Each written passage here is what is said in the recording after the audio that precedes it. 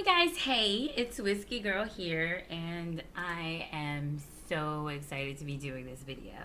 I am a little delayed because honestly, I was in my head about it, right? Because I'm working on so many projects right now, and I was thinking, well, like, I want this to be really well done, and I want to make sure it's edited a certain way and it comes off a certain way, but those of you who know me, I literally have a woman's network that our tagline is mastering the imperfect imperfection. So, execution, I'm sorry.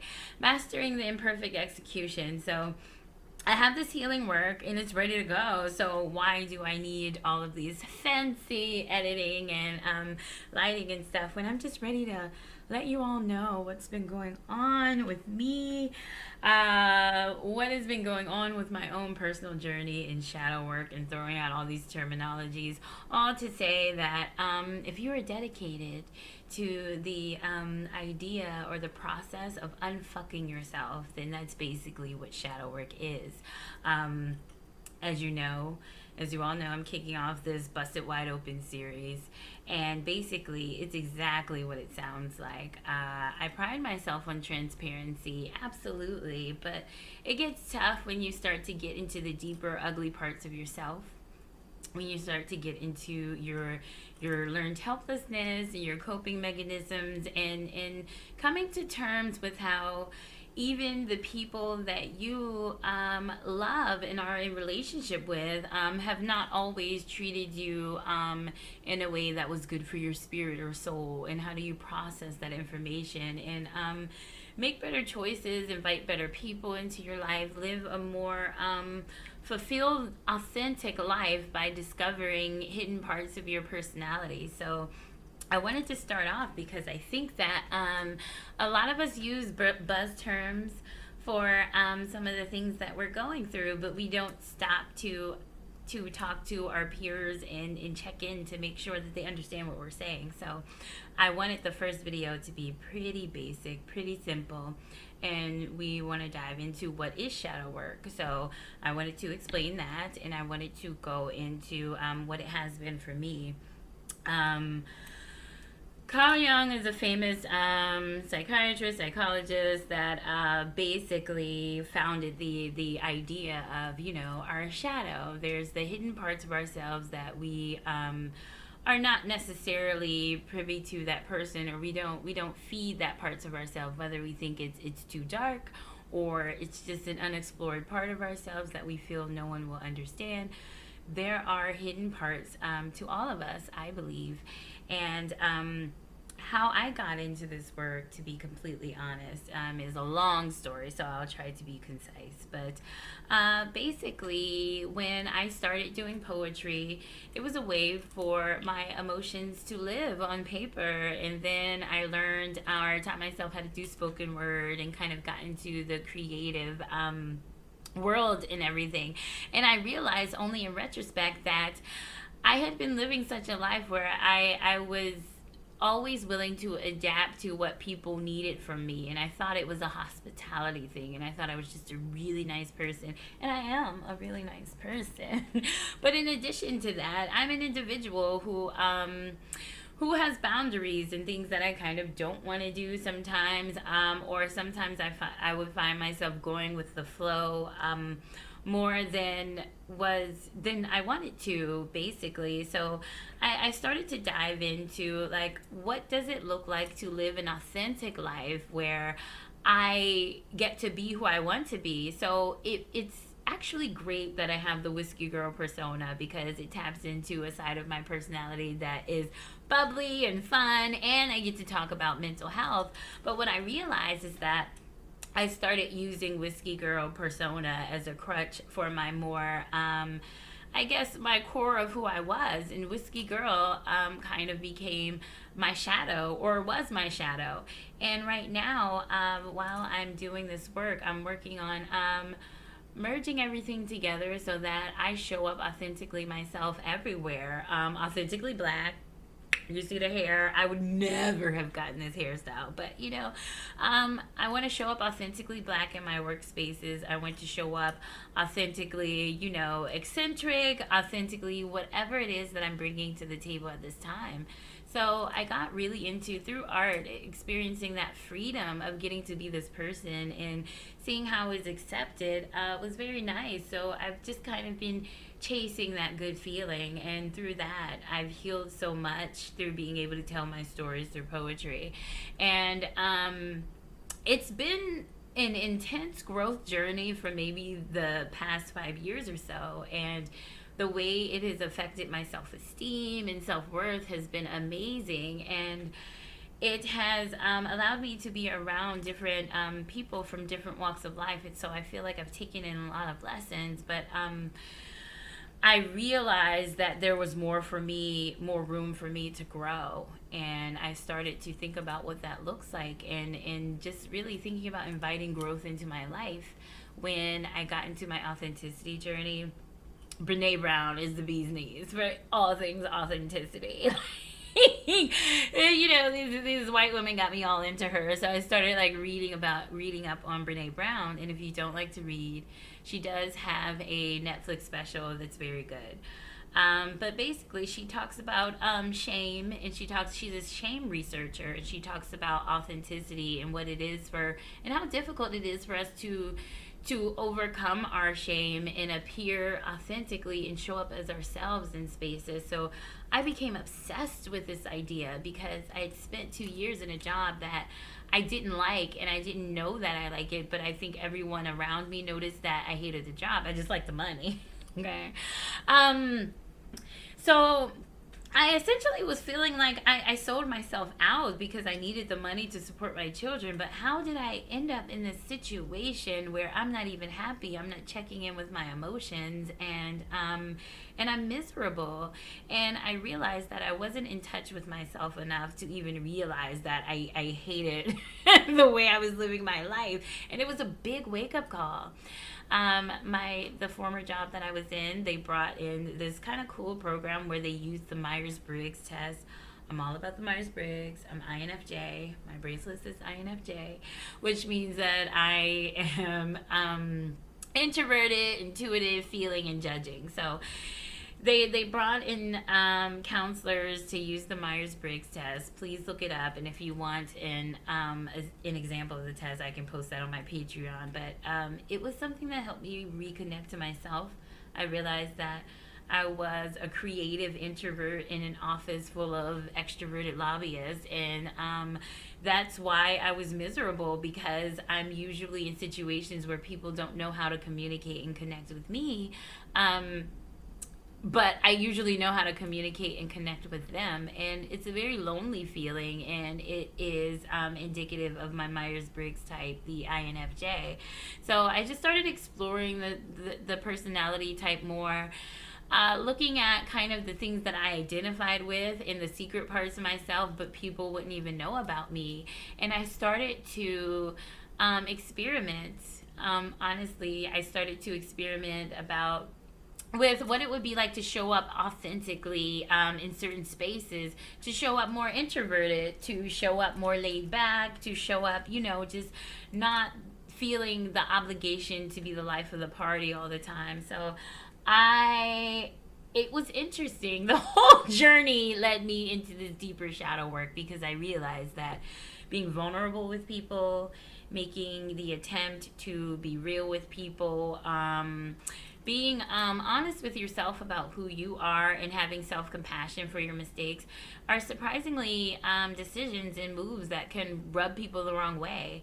And it made me realize that the deeper I get into myself, the more I might lose friends, and attract new people and new energies into my orbit. So the whole thing has been like a fascinating growth thing, and that's how I got into it, just kind of getting deeper into my personality type after realizing I was in this job that I hated. And I think what most of the shadow work boils down to is that, and I've always said this, so it's good to know that I was right.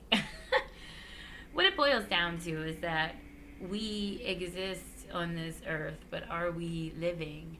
things happen to us, but that's why we need to journal. Do we document the things that happen to us and how we feel about them and how they affect our psyche as we go throughout our days?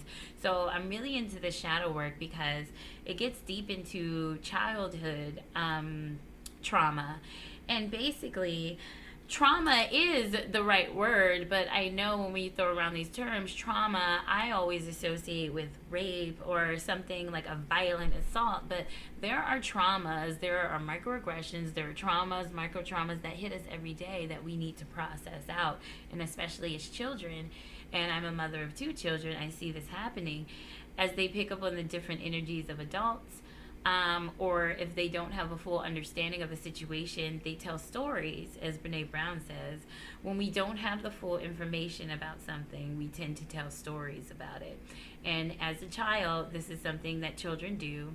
In addition to, sometimes you develop coping mechanisms that could help you as you're a child, but probably don't work for you when you're older. So that's why you hear shadow work referred to as parenting your inner child, because it's basically micro traumas, things that happened to you in childhood that you didn't understand and weren't able to correctly process. So you processed it in the best way that you know how.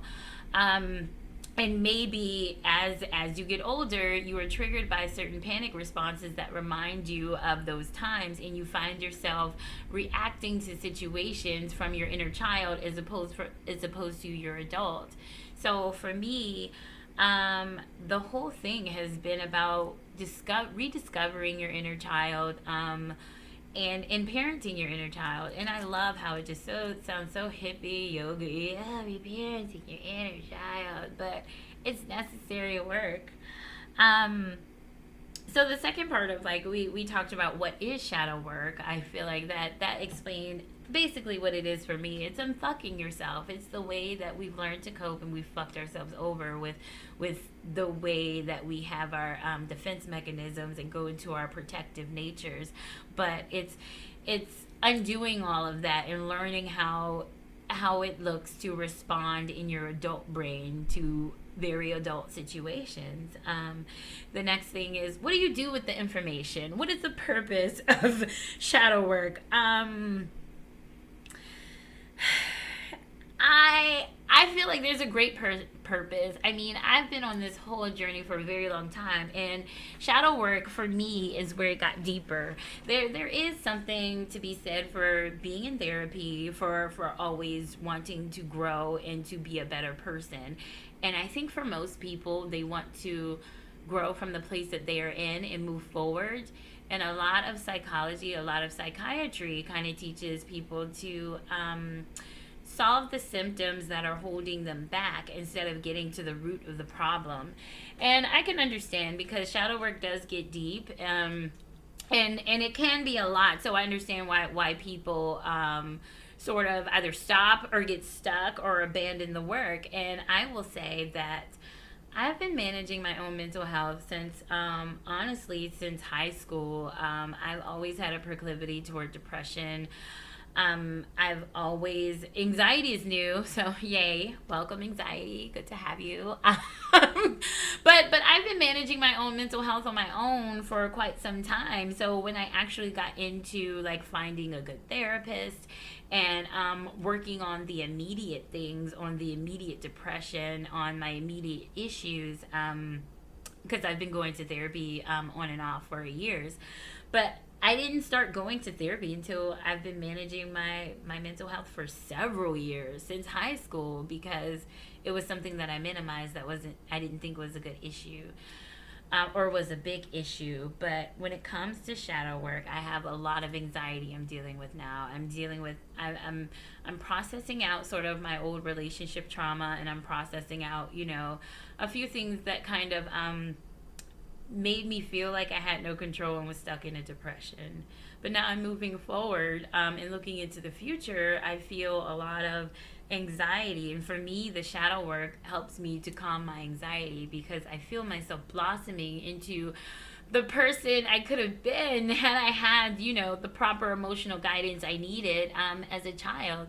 And that's fine. Sometimes we just need a little more, and our parents or whoever our caretakers are or the people around us weren't able to give it to us. And myself, as an introvert, as a highly sensitive person, as a list all the things here, I didn't have a chance. I would have needed, probably a little hippie parent or something. But within the Black community, there's this, especially dealing with oppression and white supremacy, there's a need for us to teach our children to be tough. So all my life I learned to be tough, and for me this shadow work is really teaching me how to delve into deeper parts of myself, and how to love on those parts of myself, how to speak to myself in a way that's more loving. My shadow work has helped me to heal in a deeper way and to foster self-compassion in a deeper way, because I've come to an understanding about people and about life and humanity that's just what it is that traumas are going to happen to you. As long as people have free will, shit is going to happen to you at the hands of other people, and that's not your fault, but you are responsible for your own healing. And if you want to heal, and if you want to continuously grow, then shadow work is where it's at, because that's when you get into the nitty-gritty of what you probably don't know about yourself, and just some fun things you can bring up and use in your everyday life to feel empowered. I feel so powerful now that I know more about myself. I mean, there were memories from childhood that I just kind of disassociated from, that I kind of erased, and I feel like I'm discovering myself. I'm getting to know myself again. I'm getting to know myself as a little girl. The rich fantasy life I had, my unique perspective on the world, that's not something that was appreciated in my household, but it's something that I could go back and appreciate about myself. So shadow work is really going back and giving yourself the love or some of the nurturing that you may have missed out on as a child. And it doesn't mean that anyone did you wrong or were terrible parents per se. It just means that we're all doing the best that we can with the resources we have, and parents don't always get it right, and sometimes they could miss the mark on one event that just kind of like blew you out of the water as a child, and you didn't get what you needed from that, and somewhere in your psyche you're stuck in that. And for me, it's just been relieving to be able to go back and unstick myself from these situations. And even we'll get into later in the series, but why this is on Patreon is that I've dealt with being molested in the past, and it was always something that I minimized. But really going back into it, it has affected my sex life, and I'll talk about that in that sex video. But it does have an impact on my sex life as an adult, and I had to go back to myself in those moments as a little girl and say, like, it wasn't your fault, and I'm sorry you weren't able to protect yourself.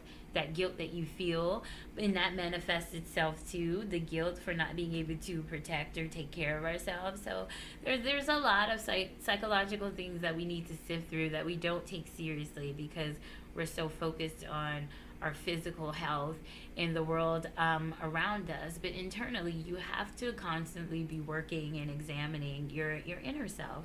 So the purpose is for you.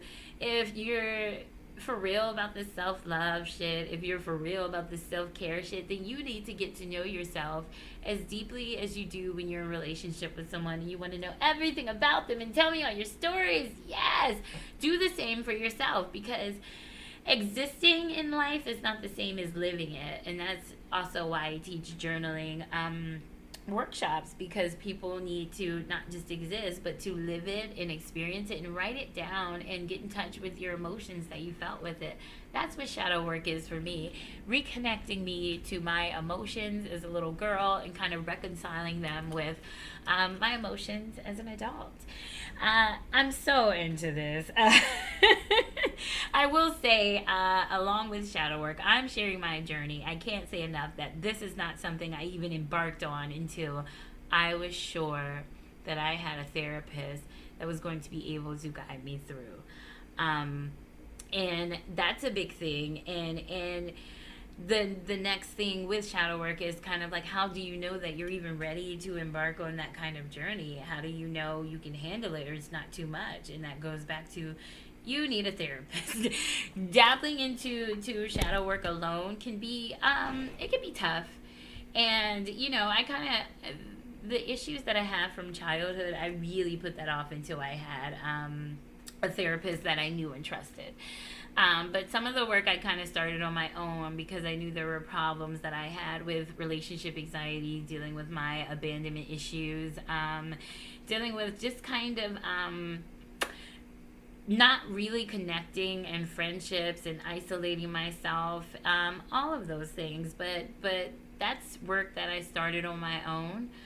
But when it came to the deeper work of dealing with childhood trauma or dealing with my relationship trauma that stems from childhood trauma, I waited for to get a therapist. And it takes a while to find a therapist. Maybe you might just find somebody you hit it off with, but it took a bitch forever. So this has been dragged out forever. Now I gotta drink some water. But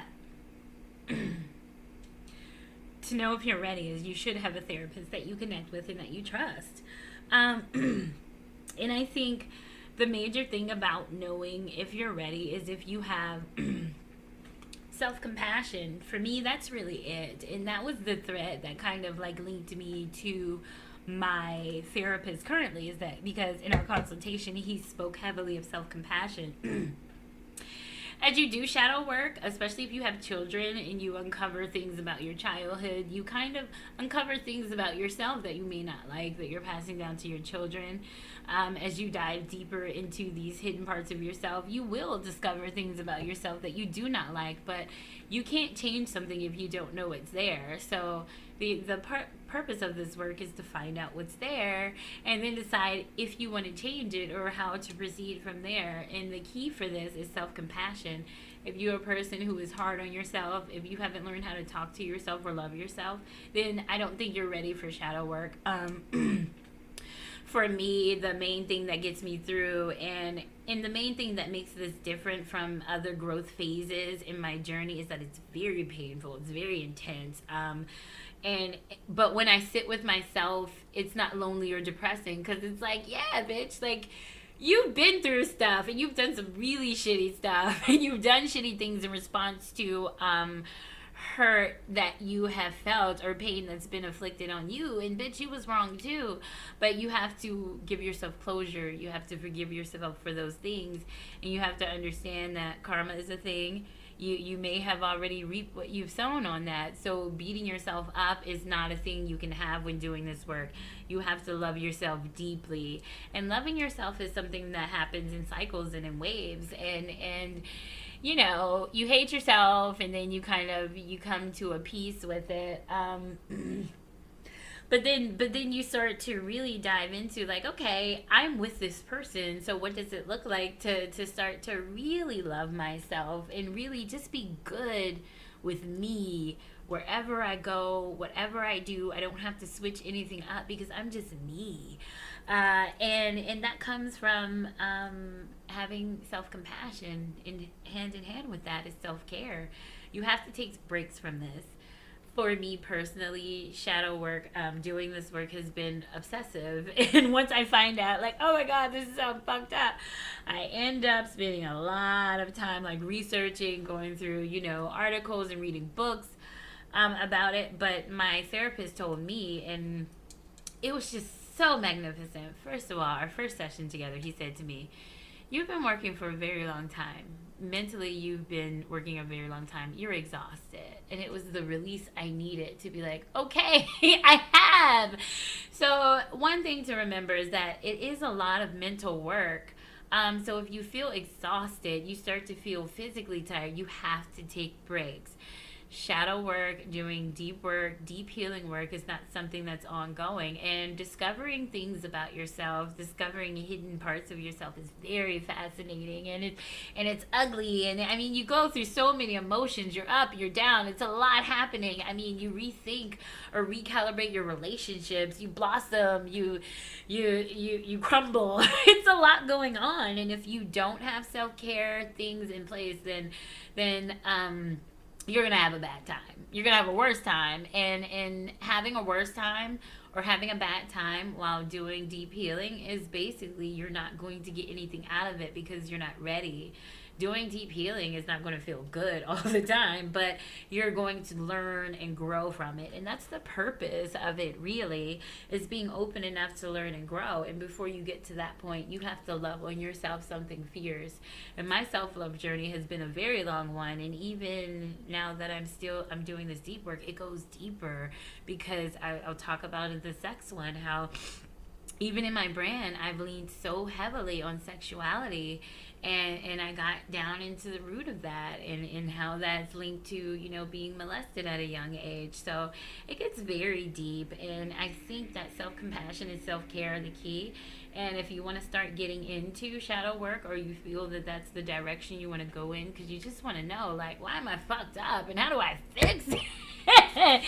Then definitely, start with self-compassion. Listen to how you talk to yourself. Start talking to yourself as you would a friend. And that's how it started for me. But now I'm full blown crazy. I talk to myself like a little girl. Like, literally, I lost my keys the other day and I was running late for something. And I'm usually like, oh, fuck, you always lose your keys. And how could you do this? You're late to everything. But I was just like, okay, girl, you lost your keys. It's fine. You thought they were in a certain place, but they're somewhere else. You might be late, but that's fine too. Next time, just make sure you put your keys in the right place, and then you'll know where they are, and that can help you be better on time. Very patient, very loving, very like, yes, you were not responsible in this instance, but you can always fix it, and the situation is what it is, and that's fine. Most of us don't talk to ourselves like that as adults because we talk to ourselves how maybe our parents talk to us, or just the critical self voice. So with the self-love and self-compassion, just that's where it starts. You learn how to reparent your inner child. So those are two key things, in my opinion, that you need. But I think I've covered everything, actually. I'm excited to get started with this series. Don't kill me, y'all. I ain't bring my notes. So I don't remember what the first kickoff is. But I will be... I don't have it in my notes, but we're going to get into so much stuff. We're going to talk about childhood emotional neglect. We're going to talk about sex. We're going to talk about childhood trauma.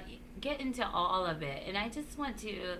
I feel really compelled to share my personal journey, because when we think of trauma and mental health issues, sometimes we think that it has to have happened on a larger scale, like you have to have been raped or come from a really broken home, or have all of these really bad things happen to you. And some of the ways that we comfort ourselves is by saying, well, I know such and such has it worse.